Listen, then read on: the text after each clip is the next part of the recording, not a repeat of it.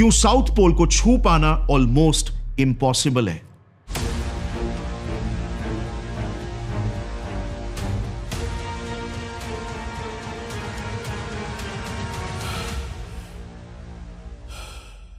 यह है वो लंबी लिस्ट उन लोगों की जो एंटार्क्टिका को खोजने और साउथ पोल पर पहली बार अपने कदम रखने के लिए निकले थे, बट इस सफर के बीच में ही इनकी मौत हो गई।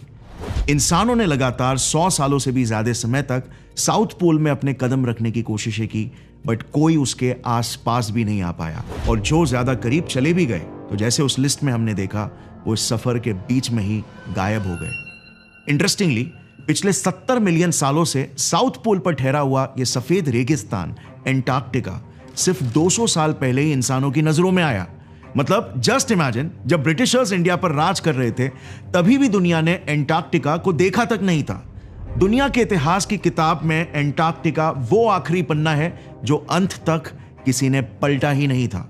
नॉर्मल एरोप्लेन्स को तो एंटार्क्टिका के ऊपर से गुजरना अलाउड भी नहीं था, क्योंकि उन्हें कुछ ऐसे हालातों का सामना करना पड़ता था। यही हाल शिप्स और क्रूजेस का भी होता था।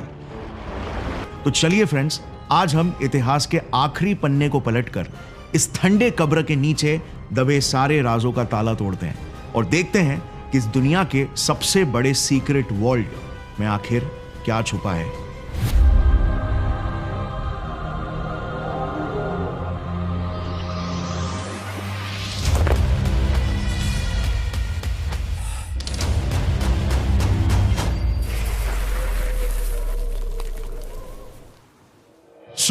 आज से 2000 सालों पहले एरिस्टोटल और टॉलेमी जैसे फिलोसोफर्स ने पृथ्वी के एक्सट्रीम साउथ पर एक बड़े से जमीन के होने को पहले से ही इमेजिन कर लिया था, क्योंकि कोई तो एक बड़ा सा जमीन का टुकड़ा होना ही पड़ेगा ऊपर नॉर्थ में आइलैंड्स को बैलेंस करने के लिए।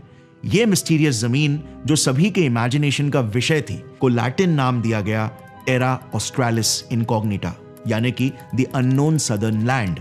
अब 1520 में एक famous Portuguese explorer Ferdinand Magellan बहुत नीचे साउथ अमेरिका के टिप तक पहुंच गए थे और उन्हें एक पैसेज दिखाई दिया जिसके पार उन्हें बहुत से आइसबर्ग्स दिखे, बट जैसे आप देख सकते हो वो फिर भी एंटार्क्टिका से काफी दूर ही थे। और फिर 1773 में एक British explorer captain James cook थोड़ा और आगे जाकर वो पहले इंसान बने जिन्होंने एंटार्क्टिक सर्कल को क्रॉस कर दिया। वो एंटार्क्टिका के बहुत करीब तक जरूर पहुंचे, बट कभी एंटार्क्टिका की जमीन को देख ही नहीं पाए। उन्हें दूर दूर तक बस सिर्फ बर्फ के बड़े बड़े पहाड़ ही दिखाई दे रहे थे और इसीलिए वो वहां से वापस आ गए।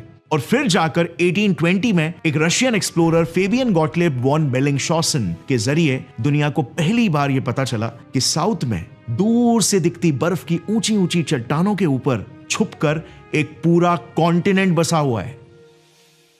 यह कॉन्टिनेंट समुद्री सतह से 2500 मीटर ऊपर पहाड़ जैसे चट्टानों के ऊपर बसा था। इसीलिए जेम्स कुक से भी यह मिस हो गया। इवन आज तक एंटार्क्टिका दुनिया का सबसे हाईएस्ट कॉन्टिनेंट माना जाता है, बट इतने ऊंचे चट्टानों के ऊपर चढ़ा कैसे जाए? अरे उससे पहले तो अपने शिप को ही लैंड कहां पर किया जाए, क्योंकि बीच जैसा एक सेफ हार्बर तो यहां पर था नहीं। हर जगह बस सिर्फ बर्फ के मोटे मोटे ग्लेशियर्स यानी कि पत्थर ही थे। इसके अलावा जमा देने वाली तेज हवाएं, ऊंची लहरें, पलक झपकाते ही बिगड़ता मौसम और माइनस की ठंड, इन सारी हालातों ने ऐसा दाव खेला कि फेबियन को तुरंत यू टर्न मारकर वापस से लौट आना पड़ा। फेबियन के फिर 50 से 60 सालों बाद तक खोज में कोई खास प्रोग्रेस नहीं हुआ, क्योंकि जितने भी एक्सप्लोरर्स और कैप्टन्स अपनी शिप लेकर वहां पर जाने की कोशिश करते तो या तो समुद्र के तूफानों से या तो जमा देने वाली ठंड और भूख का शिकार होकर वो वापस लौट आते। इस तस्वीर को जरा देखना। ये तस्वीर 1904 में ली गई थी, जिसमें ये 3 लोग एंटार्क्टिक एक्सप्लोरर्स हैं, कैप्टन रॉबर्ट स्कॉट, शैकल्टन और विल्सन। ये तस्वीर इन्होंने अपने 3 साल लंबे एंटार्क्टिक मिशन से वापस लौटने के बाद ली थी, जिस मिशन में ये फेल हो गए थे। तस्वीर ठीक से बयान नहीं कर पा रही है जितनी बुरी इनकी हालत हो गई थी। पूरे चेहरे और शरीर पर घाव, कट्स, बर्न्स और स्वेलिंग हो गया था। होठ हमेशा के लिए काले हो गए थे। जस्ट इमेजिन करो, दिल्ली की ठंड में हमारे होठ फटने लगते हैं, हमें फ्रॉस्ट बाइट्स होने लगता है। हम दिल्ली की सर्दियों को ड्राई और कोल्ड बोलते हैं, जबकि दिल्ली का तापमान तो सिर्फ 5 डिग्री सेल्सियस तक जाता है और ह्यूमिडिटी यहां पर फिर भी 30% रहती है। वहीं अंटार्कटिका में ठंड -90 डिग्री सेल्सियस तक जाता है। और पता है ये कितना ड्राई है? वेल, यहां पर ह्यूमिडिटी 0.03% तक डिप होती है और एवरेज 1% से भी कम रहती है। साउथ पोल ऐसी कड़ी परीक्षा लेता था इन सेलर्स की जिसके लिए कोई तैयार ही नहीं रहता। इनफैक्ट स्कॉट के केस में तो हालत इतने डेस्परेट हो गए थे कि जिंदा रहने के लिए शिप पर क्रू मेंबर्स को अपने ही स्लेज डॉग्स को खाना पड़ गया था। बट इस फेलियर ने स्कॉट को डीमोटिवेट नहीं किया। एंटार्क्टिका की मिस्ट्री मानो उन्हें अपनी तरफ इस तरफ फुसला रही थी कि इस मिशन के बाद उन्होंने ये ठान लिया कि अब तो किसी भी हालत में एंटार्क्टिका की जमीन पर वो कदम रखकर ही मानेंगे।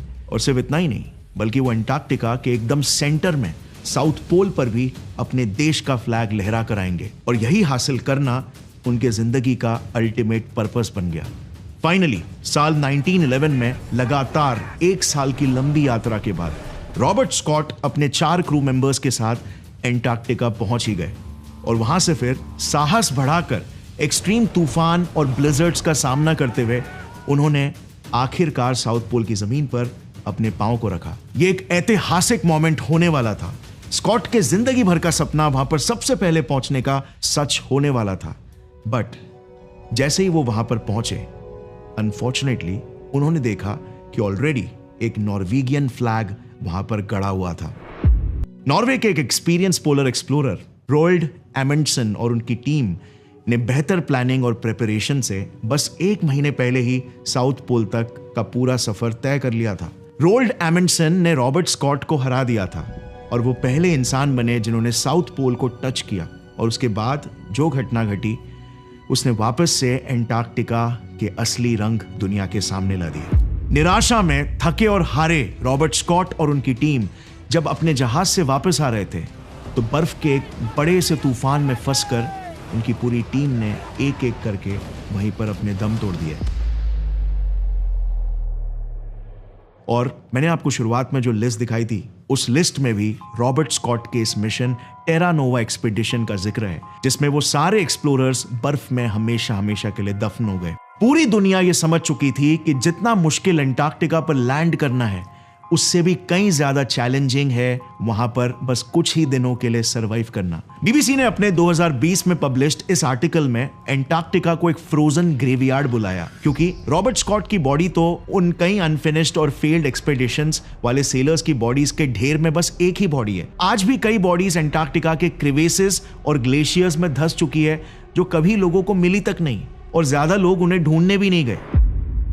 बट गौर करने वाली बात तो यह है कि इसके एग्जैक्टली ऑपोजिट दुनिया के दूसरे कोने में आर्कटिक या नॉर्थ पोल में Greenland, Iceland, Russia, Alaska etcetera के हिस्सों को मिलाकर वहां पर आज भी करीब 4 मिलियन लोग रहते हैं।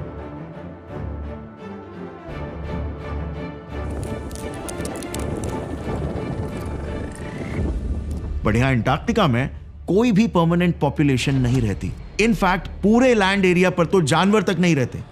ये इतनी मोटी चर्बी और खाल वाला पोलर बेयर तक एंटार्क्टिका में सरवाइव नहीं हो पाया। यहां पर आज अगर आप देखोगे तो सिर्फ पेंगुइन्स और सील्स रहते हैं, और वो भी मोस्टली सी शोर के ही आसपास घूमते हैं। और सिर्फ यहां पर आज कुछ साइंटिस्ट के बेसिस है, क्योंकि कहा जाता है इस जमीन पर सिर्फ 2 चीजें हैं, साइलेंस और सवाल। सवाल जो हमेशा उठते हैं, पर जवाब हमेशा बर्फ की मोटी चादर के नीचे दब जाते हैं। जैसे ये जगह इतनी ठंडी कैसे है, जब कभी यहां पर एक घना जंगल हुआ करता था, या फिर नासा वाले यहां पर बार बार क्या ढूंढने आते हैं। और सबसे बड़ा, अगर सिर्फ ये एक बर्फीली जगह है तो यहां पर बिना किसी एक्सप्लेनेशन के यूएफओ साइटिंग्स क्यों हो रहे हैं। अगर ये वीडियो का क्लिप आपको पसंद आया तो पूरी वीडियो चेक करना मत भूलना, लिंक नीचे डिस्क्रिप्शन में है।